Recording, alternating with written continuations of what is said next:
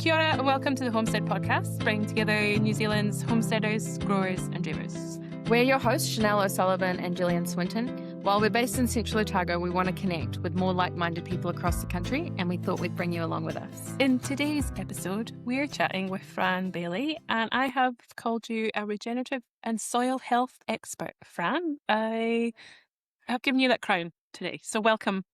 Thanks very much. I would definitely put myself in the dreamer camp and the enthusiast versus the expert camp. Yeah. Enthusiasm's half the point, right? Yeah, fake it till you Yeah. make it. Yeah, absolutely. You can wear the crown today.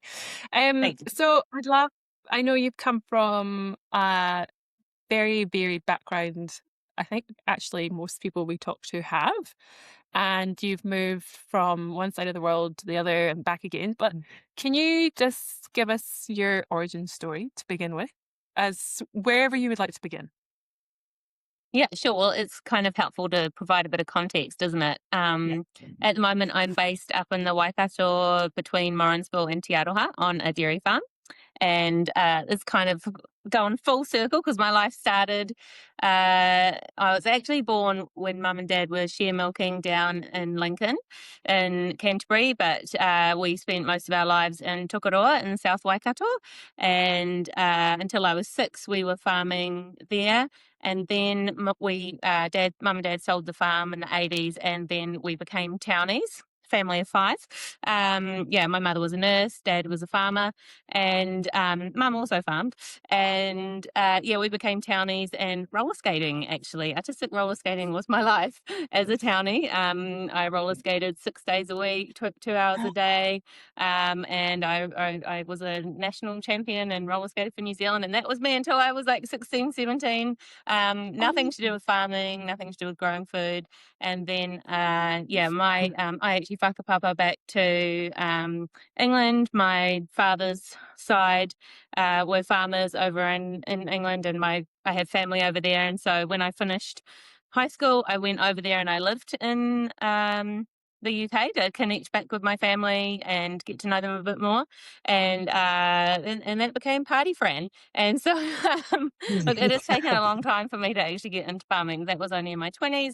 I sort of spent 10 years in Mount Maunganui, and after that short stint in the UK with my family, I came back and again didn't really have much. I grew tomatoes in the backyard, but most of our backyard was sand at Mount Maunganui, so I didn't really think about the fact that I could maybe change up that soil.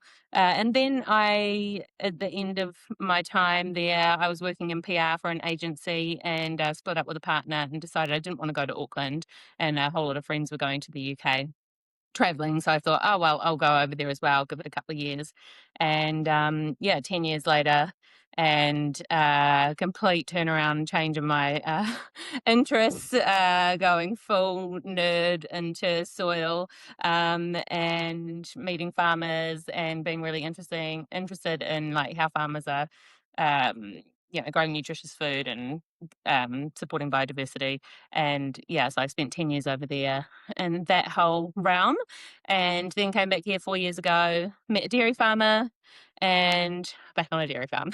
Dad's very excited about that because he now gets to go and hang out on a dairy farm. So that's kind of like where I went. I'm really like brand new to the whole farming thing, and I am a wannabe homesteader, really. So I was thinking I could come to this podcast and just ask you both, you gurus, a whole lot of questions about everything that is not really working out in my little homesteading dream life. Doing like a reverse, there. No, I think that's really interesting that we've had this discussion between ourselves, that this like squiggly line of how we think we can change past, but there is a common thread between a lot of it. How involved on the dairy farm are you at the moment? I like to say that I'm kind of here for everybody's entertainment, because I'm sort of learning the ropes. I'm not. We've decided it's probably best for our relationship that I'm not in the cow shed as such, and that's I'm quite happy with that. I really love being out in the paddocks with cows, moving the cows, and I'm really interested in what we're growing out in the pastures. So, and what the soil's like, and so yeah, I do a little bit of that, but mostly my days are I have my own job and my own business running. Doing PR and events in the regenerative and organic space and running a festival here called Underground. So I like to support Scott, and actually I've kind of embraced the whole farmer's wife sort of persona. Like I'm really trying. I know a lot of people like that's an old fashioned term, but I'm actually really embracing it and quite enjoying it. And I'm still learning how to like cook meals because I've spent 10 years in high rise apartments ordering Uber Eats and going out to fancy restaurants all the time. So I'm like, oh, how can I do this slow cooked mutton? Yeah, I don't know, sometimes it works and sometimes it doesn't. Yeah. That's so good. It's such a perfect like full circle story from dairy farm to dairy farm Yes. through like such an adventure along the way. Um, Yeah. I also Yeah. do you know that Fran is a part of our very exclusive club? Can you guess what that is for? No? Oh, She has a ginger cat. oh, Oh She yes. has an adventure cat. So there's this like really cool club of like homesteady people who have ginger cats. mhm. It's 1, 2, 3, and I think Charlotte Hill has one as well. Okay, we'll Yes. get her on. Yeah. Yeah. So there's Yeah, like a very Charlotte. exclusive. I can see a Yeah. photo shoot actually of us all with our cats. It would be so good. And like they're just the Wow. coolest. Yeah, Louis kind of found me. My niece Mm. named him and yeah, he found me when I first got back to the UK and so I adopted him, which actually ended up saving another cat getting killed. So I was quite happy about that. And he's the best. Like he comes out on the farm with me. He's like a farm dog. Like he like waits at the door and he's like, Are we going out? Are we going for a walk yet? And he comes out and he thinks he's all macho around the cows and everything, and then gets a bit too close and he gets a bit scared. But yeah, he's up there when we're doing the silage covers and throwing the tires on. He's getting in the way. He's getting under the covers, and yeah, Scott's rolling his eyes like, oh my god, this cat. But he knew that the cat came with the relationship, so it was a full package. So yeah, my Sorry, little did farm anyone else? buddy. They're what are you doing? They're doing something to fire. No, the cat's all gonna start whistling. Oh, Oh.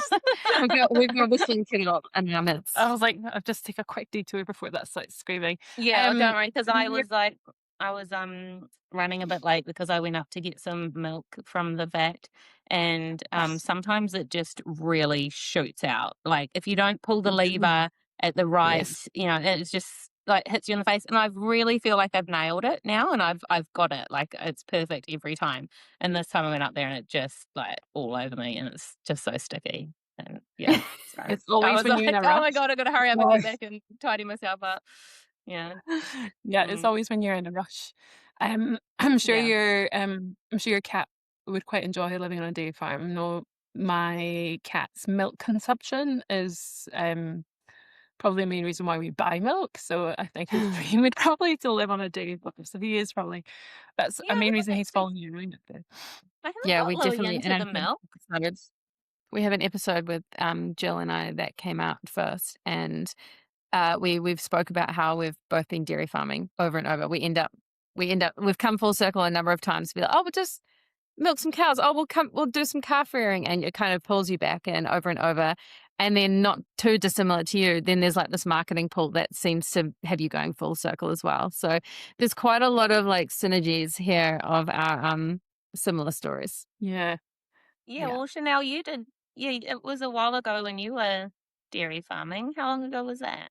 Was that early in your Yeah, it career? was a while ago. The last time I calf reared, Izzy was about 4 years old. So probably 10 years ago is when I calf reared Mm, a full season. Yeah, yeah. yeah, Although we rear our own calves every year, so I guess that keeps me just with a slight finger on the pulse. I yeah. also had one question. Oh no, you go. We haven't. Scott hasn't read replacements here for a while because he used to do split calving. So he would, he decided not to rear replacements and he would I don't know, circulate the cows between the spring and autumn herds or take cows that were a bit older. And yeah, this year we're going to be doing our first replacement since I've been on the farm, and we're getting some flickbees. So I'm quite excited about that. And we're only doing a small amount. So that's going to be my first season of trying calf rearing. Oh Like my God. I help out every now and then, but I do, yeah, I mean, I love the calves, but if there's one calf that doesn't suck properly and it's got a really floppy tongue, like Yeah. it's got ick factor for me. I really struggle with that. So Calf rearing, I I'm like, would I've got to get say, over that. yeah, calf rearing is such a game of patience, and it's those days that you are just emotionally and physically exhausted is when one will come into the pen, and it's just like, yeah, like you said, that floppy tongue, and it's just standing there, and you're like, I've got this, like I do think I am going to be sexist here, and I do think women make the best calf rearers because we're well trained in patience, and Because we're having to deal with men.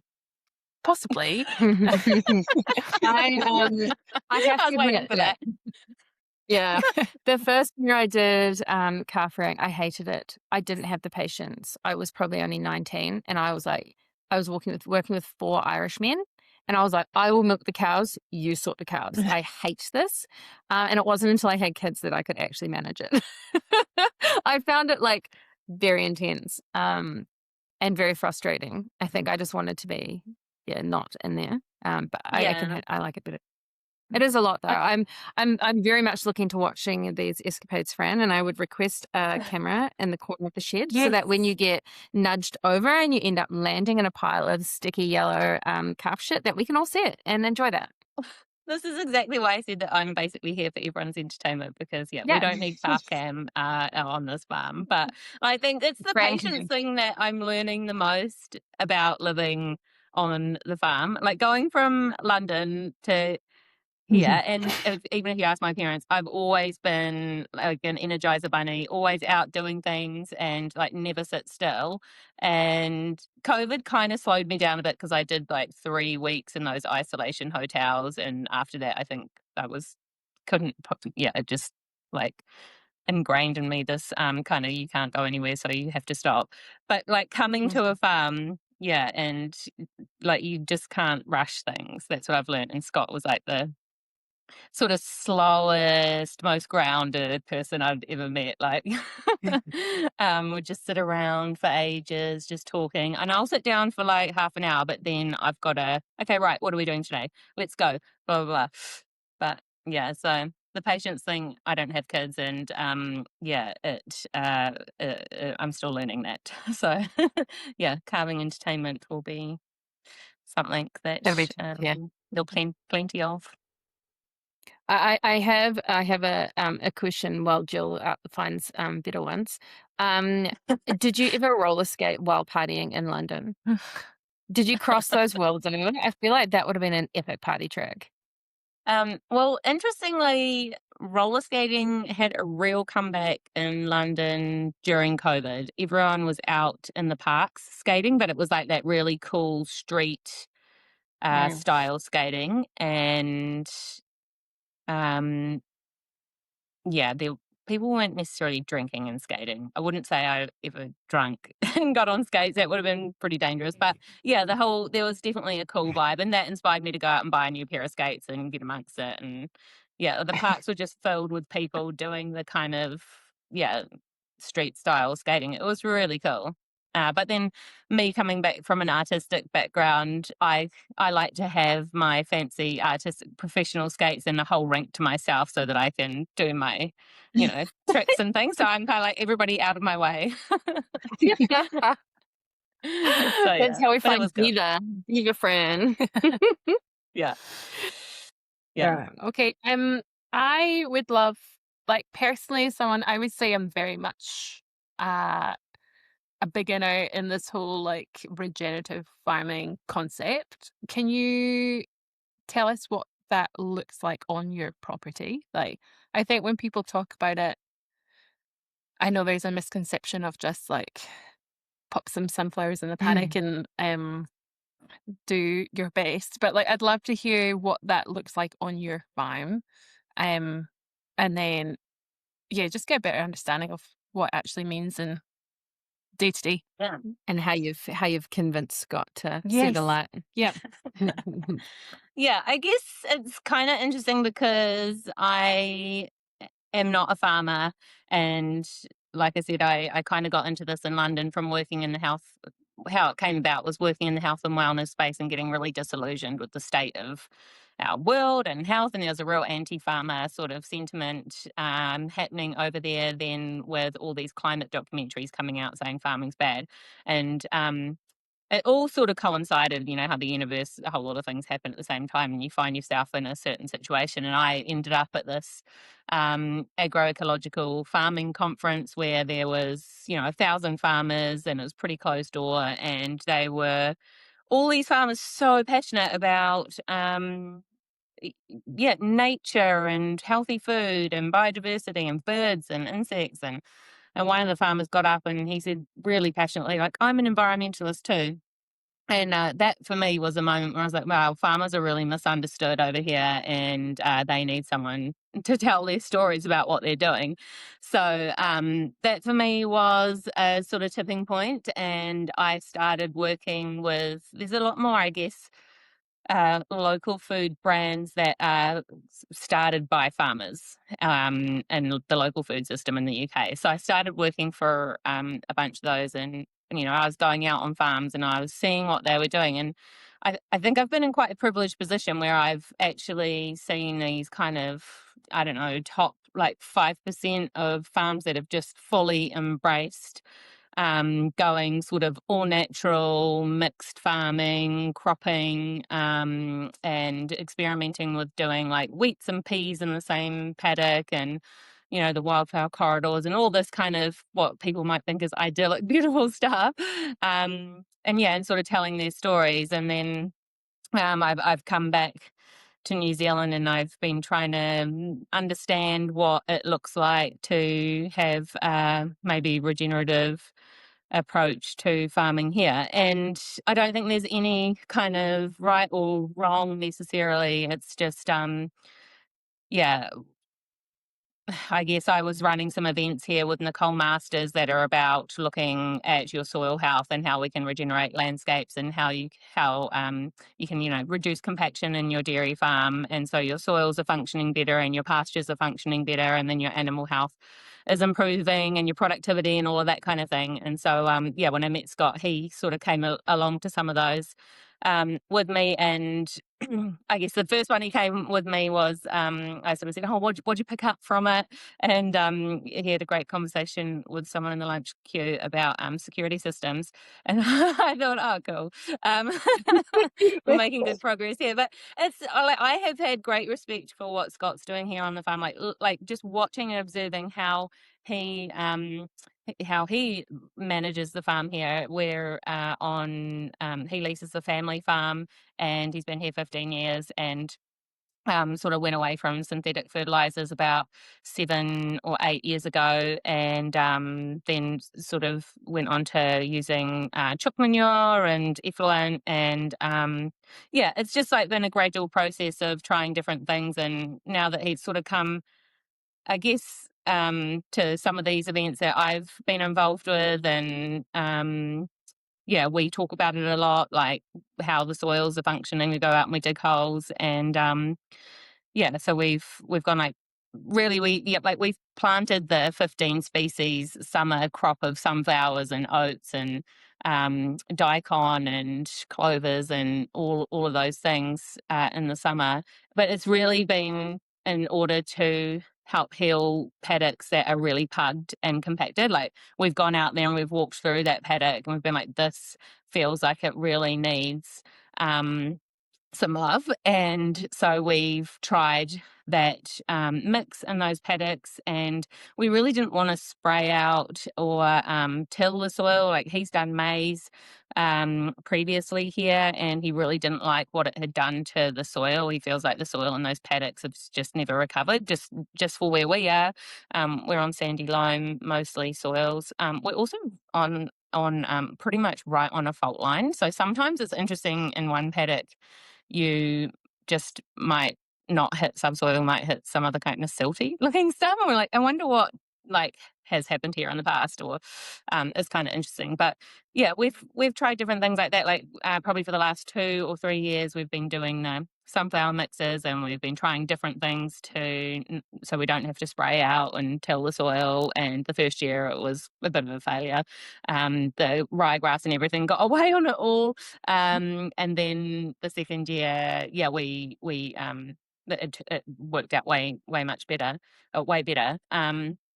Yeah, and we're doing other things like we've just started trying to make our own compost, and it's all kind of been a process of actually, yeah, we got soil tests done on the farm, like really comprehensive soil tests done, and realized that actually we're really high, extremely high in potassium. And that was quite a big moment, I think, where we were like, oh, okay, we actually know what our starting point is now. So we can just focus on what are all the things we can do that just can, yeah, not put any more potassium in the system.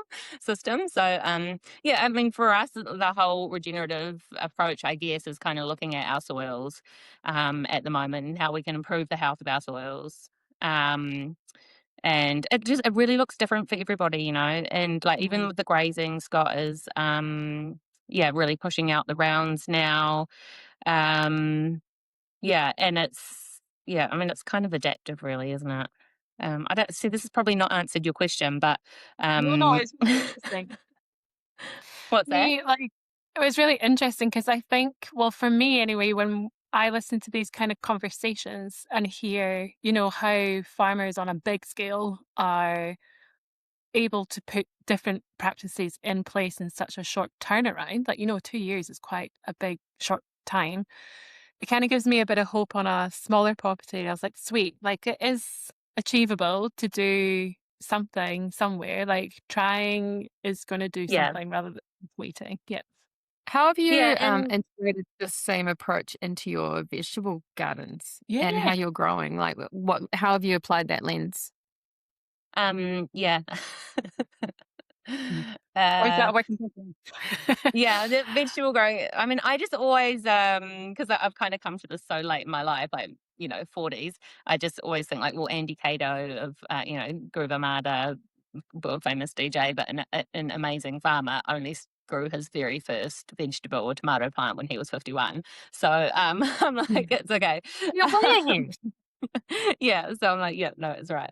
Yeah, no, definitely. I actually did this really cool course with Britt Morrison from Tom Tit Farm in Martangi, just outside of Hamilton. It's called Return to the Mudder, and that was like 6 months, and it was really for home gardeners to do a season with the guidance of her throughout that season. So you've got like about 20 people and you're all kind of growing through the season together. And that was really beautiful for me because I had felt like I have seen and learnt from these incredible people, Nicole Masters and Andy Caton, and I've seen all these incredible farming systems. And yet when I'd get to my garden, I'm like, oh, where do I even start? It's all great. Scott's Mhm. out in the farm and, we talk about stuff and, I'm the dreamer and have all access to all this information, but he's the one that goes and applies it and knows what to do out there. Yeah. So when it comes to my garden, I really loved doing that course because it was like how to make your own seed mix, how to plan your planting and how to feed your soil. And um, yeah, so I have definitely learned a lot over the last year with my garden and doing little cover crops in the garden as well. Like we've got this little area by our house which has got sort of natives and fruit trees, but there's heaps of grass just like getting long and crazy.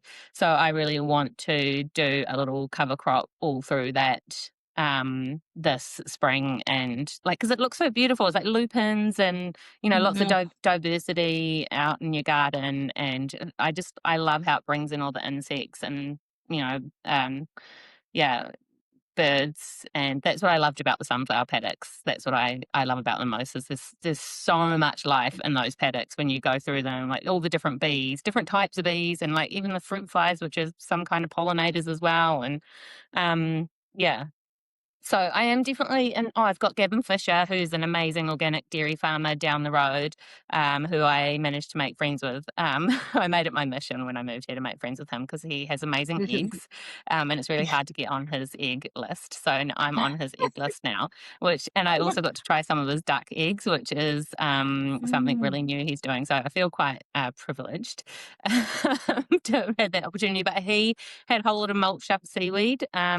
And yeah, he was like, oh, I just for like over the winter just put down old silage and some mulch seaweed on top, and because I've got this terrible and like, I know we're not supposed to say weeds, they're undesirables, but for me it's a weed. It's this creeping thing that I just can't get rid of. So I was like, right, I'm just going to smother it all with silage. That's a great thing about being on a farm is you've got so many resources at your fingertips. It's so And great. tractors. Scott just We could really do with a tractor now and then.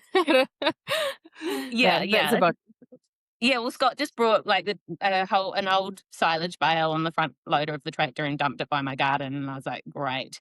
And yeah, it's got heaps of seaweed mulch on it, and yeah, I had some broccoli and broad beans in there, and which I didn't cover with all that; it was still sort of growing at the end.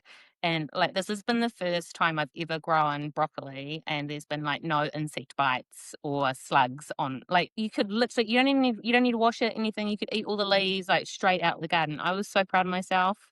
It was like quite a big moment.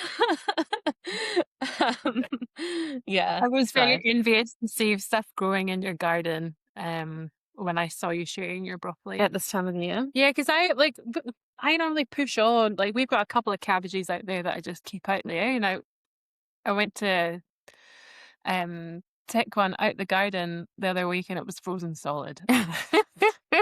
Or mushy. My wishful thinking that's us pretty much. Yeah, we're done here at the moment up until probably September. September. If you're feeling hopeful. Yeah.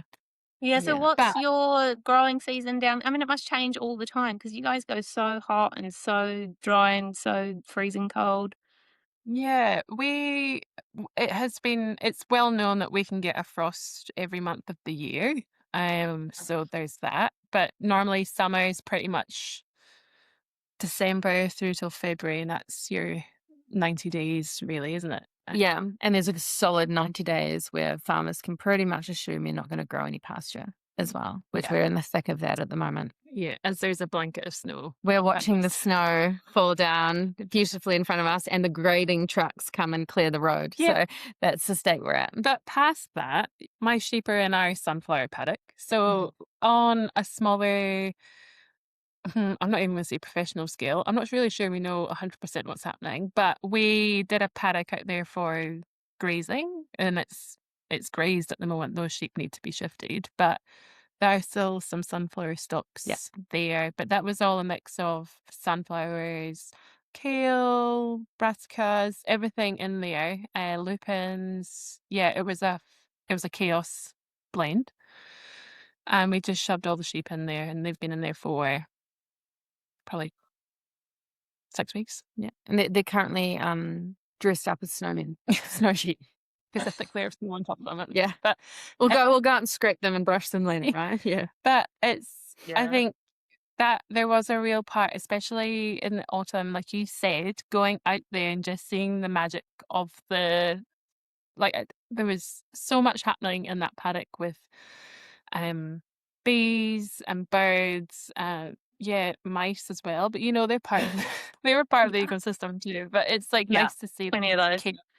Yeah, just kind of knowing, like, we obviously haven't dug up and had a look at the soil, but you've got to know that much together is going to be doing something, right?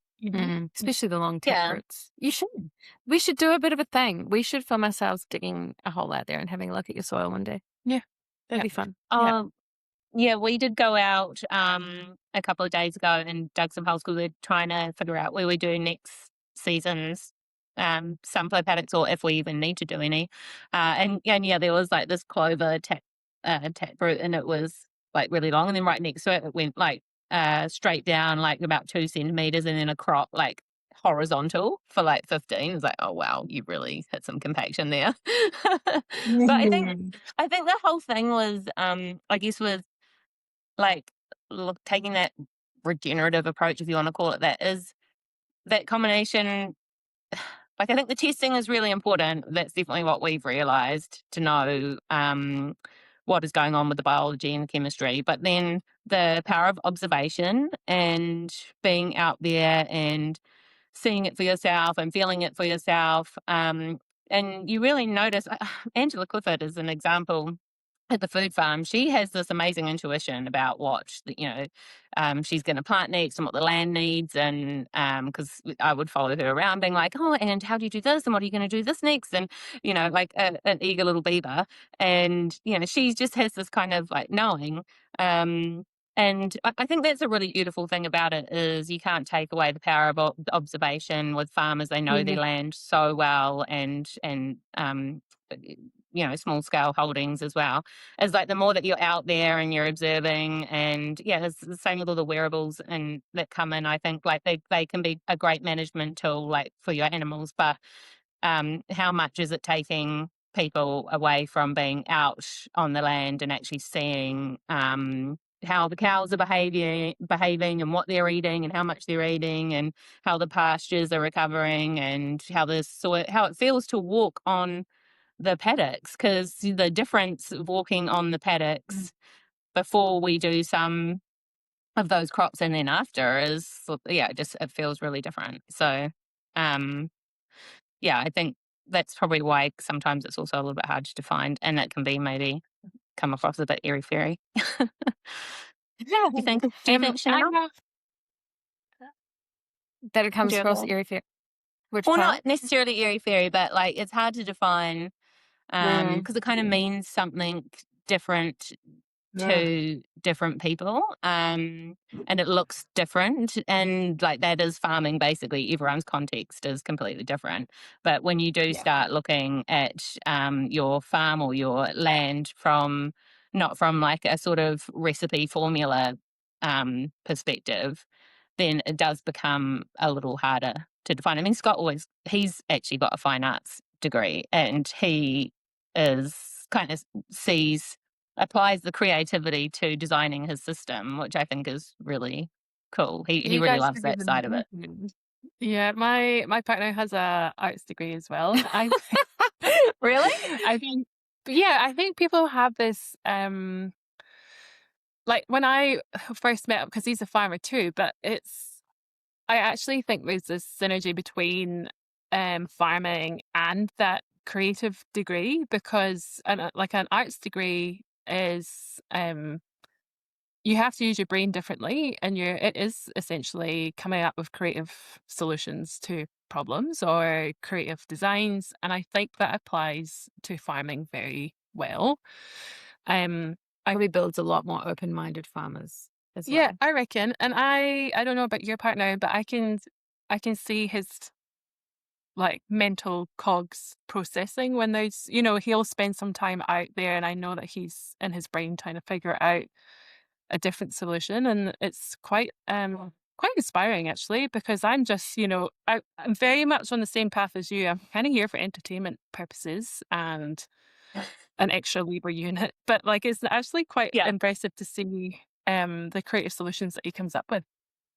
Yeah, it's really cool. Like, uh, I have this. I'm part of this group up here called the Soil Sisters, where we're basically a whole kaupapa of females just really into soil, and it's amazing. So like, there's so many of them in the group that are like, they make pottery, and well, pottery is basically working with soil, and they're also farming. And there's farmers in Southland that are also dairy farmers, males, who are really into pottery as well, and have their own like turning wheel on their farm. Like, I really love that. They're just so Yeah. creative and With the hands underbelly. on, Yeah, yeah. Exposing the underbelly of artistic farmers in New Zealand. Yeah, there's something there, right? Like Carrie, at Holy Cow, she as well is she's up here and they're on a sheep and beef farmers, and she's got a micro tannery. She makes so much stuff, all the packaging in their butcher, and in the tallow, and she makes leather bags, and she's acquired all this equipment from decommissioned tanneries and is dyeing this amazing sheep's leather, and just there is so many Yeah. resources to use, I guess, on a farm that you can make things out of, so it's endless. I love that. I have a side question, and it's a personal one. For us here is, how are your dung beetles going? Because we have dung beetles at the moment. You? You have dung beetles Oh, now. he just ordered some, didn't he? Yeah, I'll be honest. When these guys are not in each other's faces, they're off doing crazy things. So, like, he just bought dung beetles, and are you still going to get a milking sheet? Yeah. So he's away working, and so yeah, they yeah. We go on side quests, and then like I'll just turn up and there's something new, and I'm like, oh, okay, this is what we're up to now. Like by the time he brings me on the journey, normally everything's kind of in place. Like, but we're both That's ideal. probably but I came back. Yeah, we've got an IBC container out there that has, I believe, dung beetles in at the moment. I haven't cracked the lid on that for a couple of weeks because it's been cold, and I'll be a customer. I need dung beetles. so I'd love to know how you implement them on your farm. Like what is their purpose there for you guys? Well, I mean, it's very easy, actually. We have nothing to do with them. They just found us and started working their magic. Uh-huh. What we think, so this would have been it must have been last spring. I can't remember exactly, but Scott was out there, and I love dung beetles because the festival I worked on in the UK, they had these dung beetle safaris, and one of the farmers I worked for, he would always bring a cured cow pat to the festival on a chopping board as his and he would take it to like the politicians and be like, this is going to save the climate, not other things. So he was walking around with a cow pat, and then and he would always take me out to like go find dung beetles in the cow pats, and that was kind of like my first foray into the regenerative agriculture scene in the UK. So dung beetles are close to my heart. And when I first met Scott, and like the first time I came out to the farm must have been like our 5th date or something, and we were walking around the farm, I was poking holes in his cow pats, being like trying to see if he had He's the one for me. Yeah. I think about it now and I sort of kind of cringe, but I was like, analyzing his cow pats for life, and that was that. But then it was like there were no dung beetles back then, and then last spring, Scott was out there and he was like, I'm pretty sure these are dung beetles, and he took some photos and videos and showed me, and I was like, oh yeah, it looks like it. And we went out there and they were like flying around, because Julie Burwell in Arapuni, she's got dung beetles, and she's like, they always fly around, they're like hitting my gumboots, and I was like, yeah, these are definitely dung beetles. And so we called up some neighbouring farmers, because we hadn't brought them in, they'd kind of found us.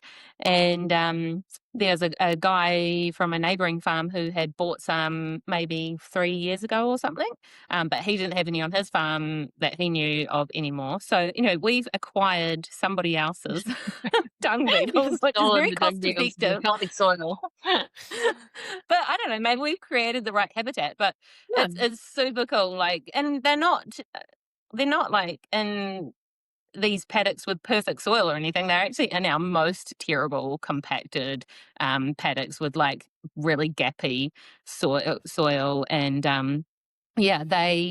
it's so cool because they just kind of follow the cows. You'll find that we haven't got any out there at the moment. I think it's too cold. They must like burrow way down. But I'm hoping that they do come back when it warms up.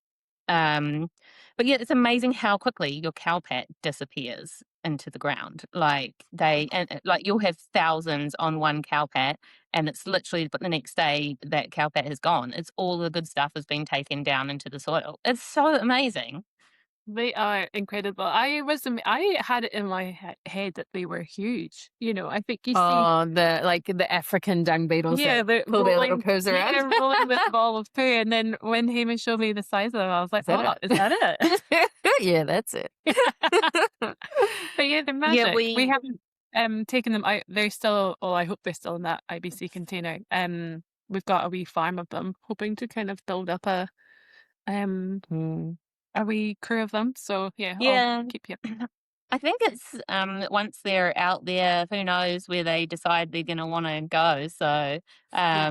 yeah, we had one kind, I can't remember what the kind is, the kind of like the dull black ones, and then like I know Charlotte and Russell have got down in Wairarapa or like Northwood Way have got a different one that's got like a cool orangey shiny back. But I guess we in New Zealand only have native dung beetles in the forest. They only like to live in the forest. We don't have like pasture dwelling dung beetles. So yeah, at first I was kind of like, oh, we're introducing them, but they just do such a great job of taking your nutrients down into the soil. And I did get crushed sometimes. I'd see some of them would have gone onto the feed pad and gone into the I've got some videos from some cow pats on the feed pad at the milking shed, and they're clearly trying to do their work up there, and it's like, guys, this is you don't want to be This is here. not good. Like, Yeah. should I scoop them up and take them somewhere else, or like?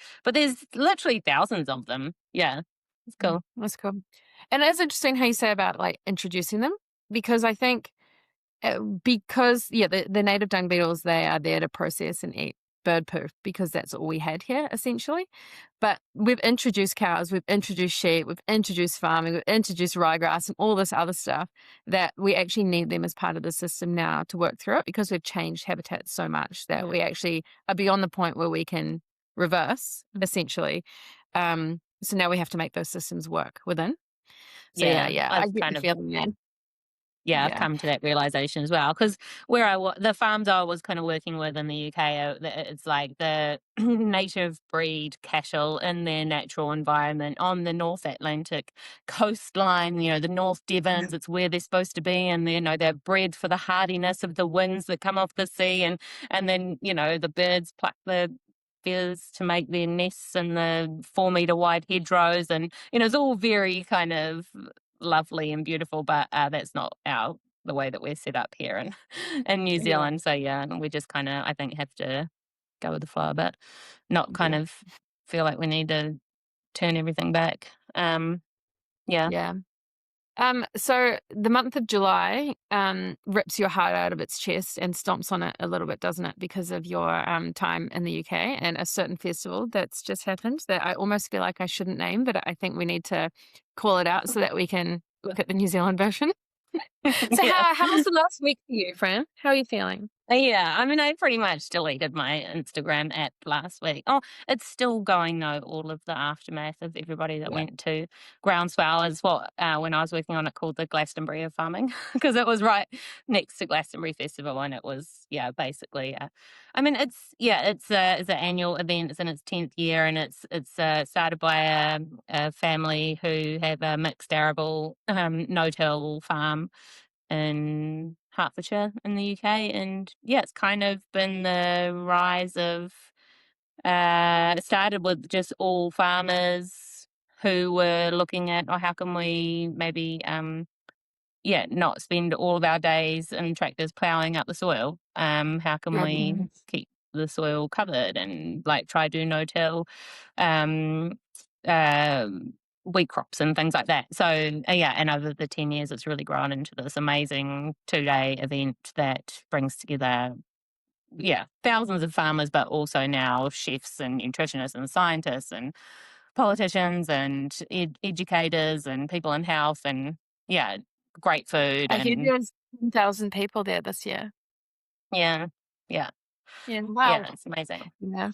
So, the reason that you and I came into contact when you first came back to New Zealand was, I believe you were told you need to talk to me, and I was told I need to talk to Yeah. you. So we finally did the thing where we talked. Um, because I guess we were sitting in similar places, different backgrounds, same kind of ideas. And I sort of said to you, when you're ready to start the festival version in New Zealand, let me know. Like, I was not in a place or a experience to be able to do this, but I was like, you let me know. Um, and after a bit of prodding, you came around, and yeah, maybe tell us a little bit about the Underground Festival. Yeah, it definitely took a couple of years, but I would like the festival in the UK, just I could just see how much it was really inspiring farmers. Like they'd come, they'd all get together over 2 days, and they'd just, they'd be going to talks and workshops, and they'd be eating great food together, and they'd just all be hanging out and nerding out about soil and what they're doing on farm, and they'd leave like so invigorated, and I just loved that farmers had that for themselves. And so when I came back, I was like, oh, it would be cool to do something like that, like with a bit of our own flavor. And yeah, I think it was like you and Angela Clifford and Nick Gill at the food farm that were just kind of getting sick of me talking about it. So it was like, look, can you Bless just you. get on with it? And yeah, we'd had so many good chats, hadn't we? It took a couple of years, but it's sort of, I think we wanted to approach it more from a festival of soil perspective. So, because I think in New Zealand we have, we're such people of the land, I've realised, because it's not really been that long since we actually broke in the land. Mm. And our ancestors came here, and Māori came here, and we learned that we needed to live off the land pretty much. And so um, I feel like it's more than just farming. It's homesteaders. It's anyone that's interested in how can we look after the land and tend to the soil and grow great food and bring a bit of culture around um, how we grow food. We called it underground, which is how life underground impacts life above the ground, because it is so much like we come from soil, we'll probably return to soil. It affects people, communities, as well as food and farmers and things like that. So what are we now? We're coming up to our third year Yeah. next year. Yeah. Third year, 2027 in the mighty Waikato. So this one's heading up to the North Island. Yeah. Yes, Yeah. yes. Can we Yeah, rope you from North. in, Gillian? Yeah. I mean, we could bring the microphone and call it a work trip. Absolutely. Yeah, I mean, it's funny that like now I think this will be the first year I'll be able to make it, and it's in the North Island. So yeah, I That's feel right. Abby's already bought her tickets. perfect. So we're Yeah, going. yeah, We'll be able to work it out. yeah. I think I have had probably not on the same scale as you, Fran, but I definitely have FOMO when I've seen it the last few years because I feel like it was so many. I feel like the last couple of years there's been different people each time that I'm like, gosh, they'd be so interesting to listen to them speak, or even just to be. There's something magic that happens when people like that all meet together. I think there's such a good energy that you come away from those things Yeah. feeling inspired. So I have had FOMO, so I think the FOMO Yeah. was going to win out this year, and I'll turn up. Yeah. My very Yeah. Well, reserved it's husband. It's the favorite thing that he does every year. Oh, magic! yeah, and it does happen at a good time, the groundswell one in the UK, because it's a few months after our last event here, and you're kind of just starting to get into the motions of planning for the next one, and it really gives you a kick up the pants, being like, okay, right, we've got to get into this, and it's good motivation. Yeah. And it's just so hard with the amount of potential speakers and topics and ideas that you can cover. So that is we're about to enter into that period of going, okay, everyone, give us your ideas. And then it's like, oh no, we have so many amazing ideas. I think Frank But Matthews could already fill it. Yeah. yeah, and it's going to be at Holy Cow, the home of Holy Cow Butchery, which is a really well-known butchery in Cambridge. They were on Country Calendar in 2020, and Tommy and Carrie have a farm just outside of Cambridge, And yeah, we've got like a wool shed, we've got a beautiful section of bush, and 2 paddocks, and this lovely big paddock up by some native bush where we'll do all the camping. Yeah, and we're gonna oh, yeah, we've got loads of amazing ideas, at the moment. It's just, yeah, and the On the Land guys get behind it as well, and, yeah, I think there's quite a lot of crossover for, whether you're into homesteading or farming, because we do lots around, like compost and composting systems, and yeah, soil observations, and we're probably gonna do some butchery demos this year, being on a Oh, paddock. Yeah, what Yeah. would you do if you were gonna do, like, homesteading wise? What would you want to do? What would you want to see there? I just recently read the latest On the Land magazine, and like there's these amazing women in Canterbury that are doing like fiber, like dyeing their Oh. own, growing their own fiber, like linen plants and dyeing stuff. And I feel like I Oh, I no. don't no, but Here we like go. I'm New paddock idea. just saying that. Oh, that is an idea. But Yeah. like I'm always interested with just people's imagination when it comes to living like with the seasons and on the land, because there's somebody out there doing something that people think is insane, but like you're like, oh, that's really cool, and you can bring a little bit of elements of things back home regardless of what your property is, right? Um, Yeah, so I think I'm just always interested in hearing what other people are. I want to see the crazy people doing the amazing things and doing it well, and yeah, just even that whole tannery. Um, Very interesting. it's so interesting that people are picking up these, like, what people would have thought are dying arts or trades or mm, businesses that, I know tanneries and home kill places that are closing down, and then there's someone that's a resurgence of keeping it alive. So it's just really cool to see that yeah, enthusiasm. It's a And bit hopeful, isn't it, that we're not yes, all losing, like, that there's threads of those skills still remaining in society when it looks like they're all vanishing. yeah, yeah. yeah. I So, think and as it's to very exciting. yeah, I just want to see the cool stuff and just meet other people that are kind of pushing the boundary a wee bit. Yeah. Mm. I mean, imagine if we, Uh, yeah, could source New Zealand made linen. I mean, like, linen is such a it seems to have had such a craze in recent years of being a mhm. really fashionable material to wear. Um, Uh-huh. yeah, and I really love the whole fiber space as well. And yeah, there's certainly some interesting stuff happening around the world with the fiber shed movement. And yeah, I think it's really cool, and you can see fashion designers starting to gravitate toward that. Like, it was like the same time when there was the sort of, and when I was in the UK, and there was the anti-farmer sentiment around sort of these doom and gloom climate documentaries, farmers are the problem, and at the same time there was a lot of the vegan leathers coming out, but they were still really Plastic. plasticky and everything. Yeah. And it was all like, oh my goodness. But that almost like needed to happen so that we could get to this place Mm. where, like, now you're seeing fashion designers go out to farms to learn about soil and the role of animals and biodiversity, and then how wasteful it is that we discard their hides, these beautiful hides. And now they're going, oh, how can we use those? And so they're trying to rework the supply chain. And you've got fashion houses like Mulberry doing a bag made out of completely British raised regenerative leather, or the way they define it is beef raised only on pasture for their whole life. So yeah, I think there's going to be heaps more of that happening, and Mhm. New Zealand's so well placed to lead in that respect. And I guess in the wool space, we already kind of do. Mm. Yeah. Cool.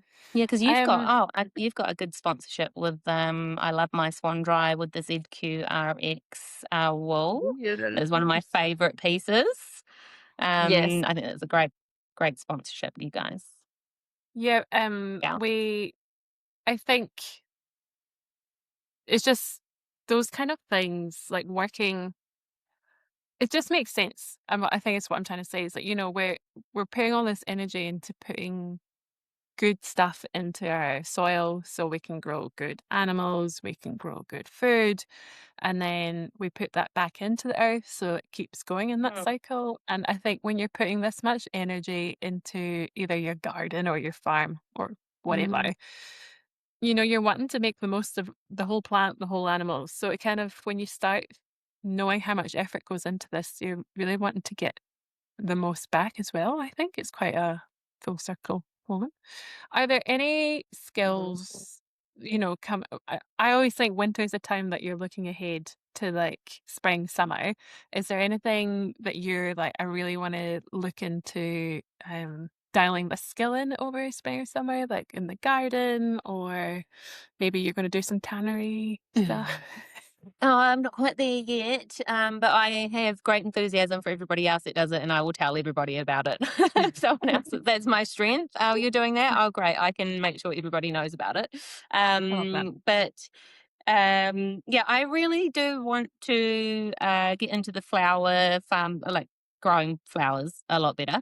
And also, I'm still just trying to, probably not so much in the garden, but in the home, like in the home, I'm more trying to refine my kombucha making. And that was one question I had for both of you. Like, do you make kombucha, and how do you make it really nice and fizzy without adding like buckets of sugar? Tips. I last time I made kombucha was when we lived in our little rental, and I had heaps of jars with scobies in them. And my partner's one of his trades is beekeeping, so we were using honey Oh, for yeah. that. But honey is just a sugar, so it was a lot of honey, like, and it kind of, some of them I think would lean towards that honey taste as well, so it would become like Oh, a yeah. honey kombucha. There's a name for that. Is it? Yeah. I'm gonna have to look that up. There's a whole nother thing. If you use honey, it's called something else. But Oh, when it comes to making it fizzy, you can bottle condition. So what you do is you put a teaspoon of sugar in the bottle when you go to bottle it. Then you fill it up with kombucha, and then you lock it down, because by that point, most of the sugar has been eaten by the yeast and it's turned into kombucha, which makes it slightly sour. So by adding the sugar in there, there's still yeast alive. It eats the sugar, converts it into carbon dioxide, and that's how you get it fizzy. So you have to put just a little teaspoon in the bottle to make it fizzy. I think when Okay.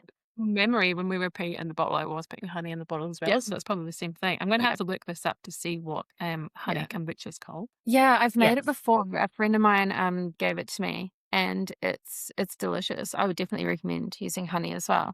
What is it Yeah, well, we were called? just buying so much of it. Jun. Yeah. Ah, Yeah, What's it called? Jun. Jun. Oh, well. Yeah. I have no kombucha going at the moment. I don't know. I think the last one sat in our container when we moved for quite a long time, and just the bench space thought. And I think everyone else is kind of grossed out about it. But to be honest, if I had a SCOBY now, I'd dive straight back in. Now would be the time. Yeah. Yeah. It's good stuff. maybe we'll find some. Yeah, maybe Yeah, we'll we make just some buy so we'll much do of it, gin so. making competition.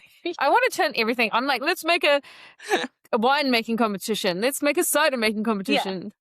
Well, then next sort of on our list, we really want to make our own cheese. And I've gone down the rabbit hole on, like, cheddar, though. And I've gone down the rabbit hole on YouTube, and we've spent our evenings watching that, because that's what we do now. And yeah, it doesn't seem like the most straightforward process. So I feel like, and I'm sort of still at the learning to make my own butter. I know that's the most basic things that people can make. But anyway, that's where I'm at. I try to do one thing at a time. So I've kind of nailed the Yes. bread, the sourdough. Now I'm on the kombucha.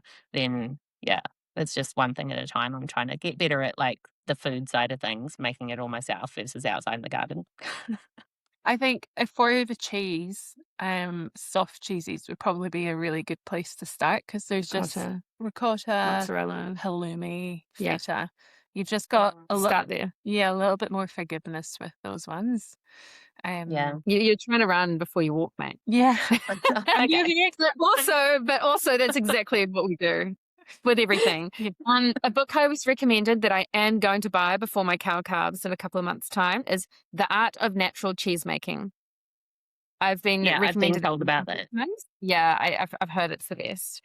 Yeah, Yeah. what a See, this is toolbox. what this podcast needs to be about, you two. Yeah, Bringing good people like reference. me on to ask you questions about how to do things. Well, that's the Yeah. thing between like all of us. We've all heard something that leads to something that gives you another answer about something else. And we've got we've got a list of amazing people we want to talk to, and there is a lady that is making her own cheese that is on that list. So maybe we'll bump We'll her deep up. dive. Yeah. Yeah, Right. yeah. Well, And look, something that I'd also like to do is some like book review stuff. So like what we've learned from different books as well. We both have a Bible. It's called The Complete Book of Self-Sufficiency by John Seymour. And that was the one where you might have seen I got pigs last year. Like Dave and I, every now and again on a Sunday morning, we'll sleep in, we'll open up the book, have a look, and then we were like, we're going to get pigs. By 3 o'clock that afternoon, we bought pigs. Like absolutely unhinged. There's this one. I don't know Yeah. if you can see it. I'll see if there's a chapter on cheese. Yeah, and I have the 70s version of that. So I bought it through Amazon UK or something. I hunted it out because our neighbor had the original. So I was trying to get the oldest one that I could find. And then this one that Jill has, it's beautiful. It's hardcover. It probably has even more in it. And it's all fully illustrated by the author's wife, which is just beautiful. oh, that's so sweet. Yeah. The farmers I very first worked for in the UK, they had the 70s version of it. And I was like, Yeah. oh my gosh, this is It's like, honestly the most the Bible. important thing I think anyone should have. It really is the Bible. I'm just going to quickly scoop around to see if there. Yep, here we are. The dairy. I was offered a churner, a butter churn the other day, Oh. but I don't know. By the time it's a wooden one. Maybe that's too Okay, high so maintenance. it kind of goes through the stages of cream, butter, churning, ghee, salting. yogurt, Oh, ice I'd love to cream. make ghee. Yeah, Ghee ice would be cream great. too. We made ice cream for the first time the other day. Soft cheese, hard cheese, cheddar. Oh, whole pages on Stilton and cheddar making. Yeah. Yeah. Well, this is the thing because we have just, raw milk on tap. And that's the main thing that we end up, if we do go to the supermarket, the main thing we end up buying is dairy products, which is so Yeah. ridiculous. Yeah. So I'm like, we just need to, or I need to figure out how to make it myself. You need to become the dairy queen. So I do calf rearing for a local dairy farm in the spring. Well, next month. And my main purpose in that time is just to get dairy products. By social license to sell dairy products. Yeah. Like I can easily just take a bucket home and either make something with it. So yogurt seems to be my the easiest thing I find to make is yogurt. And our neighbor Abby, she's really good at the soft cheeses. So halloumi, her halloumi is better than any halloumi. Yeah. So that's why I'm like, I never have gone too far down that cheese route because she's kind of on it. So I'm like, as long as I've got something to trade with Abby, we can switch between ourselves. But yeah, now that you've got a cow coming into a calf shortly, maybe you can get into her. Yeah, well, a big reason for building the mud brick cool store, which is still a work in progress, is so that I can rack up all my cheeses, my cheddars, more like waxy cheddars and stuff. I need to put this and hang my meats and things. Oh yeah, Scott just wants the building in the ground so that he can have all his cheese rounds and go in there with a glass of wine. Cheese rounds. This is the equivalent, but if I go underground, there's springs pop up everywhere, so I have to do it above ground. But if you can do it below ground and get away with it, definitely. Very much like Clarkson when he does his mushrooms. Himself out. Yeah. There's a lot of dreaming that goes on over here. Yeah. It'll all come together. Sometimes it's just not autumn 2 years ago like I wanted to do it. Yeah, and I always like to hear what people have planned because in my head I'm like, sweet, that'll be a couple of years. In my head I'm just like, nothing ever gets done when it's meant to happen. It just happens when you've got the enthusiasm. Yeah. And that's where today's episode ends. If you want to And that's where today's episode ends. We both had some tech issues at the end there. If you want to follow Fran on Instagram, head to @FranBaileyPR. And if you want to find out more about Underground Festival, head to Underground Festival on Instagram and you will see all the live updates and all the magic work that those guys are doing over there. Thank you for joining us.